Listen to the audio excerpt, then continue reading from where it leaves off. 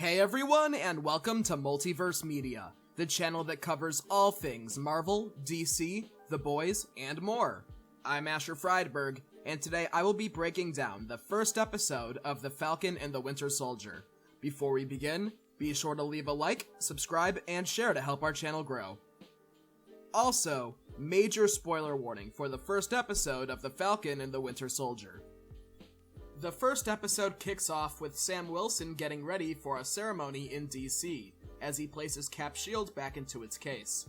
While he gets ready, we hear the voiceover from old Steve Rogers from the end of Avengers Endgame.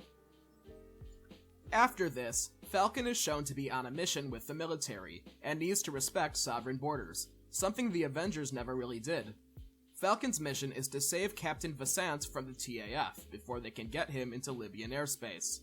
He uses his wing pack to chase after TAF, and goes through canyons as he takes them all out one by one with the help of Redwing.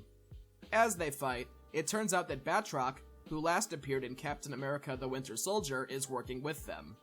Falcon and Batroc fight as Sam is forced out of the helicopter. After a brief chase, Falcon begins to fight against TAF, but in the process gets his wing pack shot, causing him to move slower. As things look bad for Falcon, he reroutes the jet to come out of Redwing. As he catches up to Batroc, saves Captain Vassant as Batroc falls to the ground, seemingly with a parachute, so I'm sure he'll be back. The next scene shows Sam and Lieutenant Torres debriefing after his mission. During this conversation, it is revealed that Falcon's suit is either Stark Tech, like the previous one, or is up to the same level according to Torres. Then, two locals stumble upon Sam and recognize him as an Avenger, as he thanks them for bringing his wife back. Sam responds in Arabic, which felt very much like a Captain America moment, as he was also fluent in many languages. After this, Torres explains exactly who the Flag Smashers are, as he uses an augmented reality device on his phone to find their markings. He explains that the Flag Smashers are a group that believe that life is better during the 5-year span where everyone was snapped.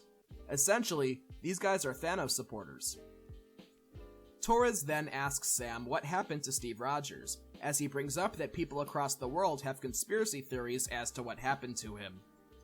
At one point, Torres asks Sam if Rogers is on the moon keeping watch, which Sam rejects and claims there is nothing to be interested in. That makes me think he is covering for him. The comment about him being on the moon watching over us makes me think it is a possibility that Steve could be spending the rest of his days on the sword ship in space, if he isn't dead, of course. As of now, the Marvel Cinematic Universe appears to be keeping the true fates of Steve Rogers a secret, as even the general public doesn't seem to know what happened to him after the Battle of Earth. Next, we move on to the ceremony in Washington, D.C., where Sam Wilson returns the shield to the government, claiming the shield belongs to Steve. After the ceremony, government officials thanked Sam for returning the shield, making me think it wasn't exactly his call on if he was permitted to take up the mantle. In attendance of this ceremony was James Rhodes, aka War Machine, who ends up taking Sam for a walk after seeing him return the shield. They walk through the Captain America exhibit at the Smithsonian, which appears to have been updated with the events of Avengers Endgame, with references to the Snap and Blip. The two of them talk about Sam's missing time, and how his family grew up while he was gone. As they walk through the exhibit, Rhodes asks Sam why he didn't take up the mantle, when Sam explains that it never felt right, and that he always felt that Captain America was Steve Rogers. After this, we move on to Bucky Barnes' story, where it kicks off with him having a nightmare about one of his past missions. In the mission, while eliminating his targets, he comes across a witness who begs for his life before being killed by him.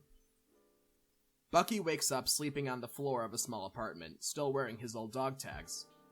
Bucky is next seen in therapy, which is a part of the arrangement he made to receive a pardon for his past actions.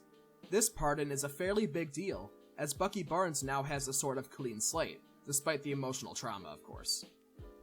Bucky's therapy session comes off as more of an interrogation, with his therapist repeatedly asking him about his dreams and being pretty hostile with him. We find out this is because she was a veteran too, and has seen a lot of what Bucky has, so she claims to understand him. Then they talk about Bucky's amends, where he is trying to right his previous wrongs as the Winter Soldier.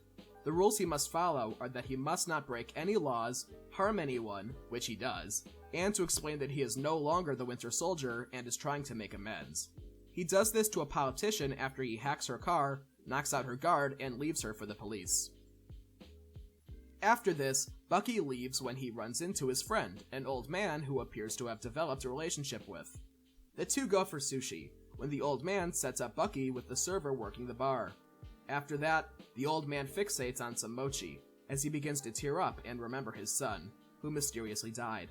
As he grieves, Bucky looks sadly as the Winter Soldier theme plays softly, foreshadowing the later reveal. Meanwhile, Sam returns to his family and wants to help them with their financial issues and really wants to save their family's boat. They go to a bank and try to get a loan. Although the banker is a huge fan of Falcon and the Avengers, they are unable to secure a loan due to the change in economy post-Blip. Later, Bucky is seen on his date with the server at the sushi bar. The two of them play Battleship as they get to know each other, when his date brings up what makes the old man so sad, and is that he doesn't even know how his son died. This causes Bucky to leave abruptly to go see him and seemingly tell him the truth. Bucky visits the old man when he sees the shrine set up for his son, which causes Bucky to not tell him the truth and leaves quickly. Meanwhile, in Switzerland, Lieutenant Torres is investigating the Flag Smashers, who all meet up with some kind of geocache system when they all put on their masks. Torres puts one on to blend in, before trying to arrest the apparent leader. Unfortunately for him, the leader has super strength and quickly kicks his ass. The episode ends with Sam FaceTiming Torres and getting the rundown, when on television Sam sees that the government is holding a press conference, where they announce their new government-sanctioned Captain America. Here, we get our first on-screen look at John Walker, who will be replacing Steve Rogers as Captain America. Sam sees this, and is clearly crushed by this. Sam's lack of surprise makes me think he knew this could happen, but I'm sure next week's episode will explain it all much more clearly. And that is my breakdown of the first episode of The Falcon and the Winter Soldier. What are your thoughts on the series so far? Let me know in the comments. Thank you all for watching, don't forget to leave a like, subscribe, and share, and I will see you all next time.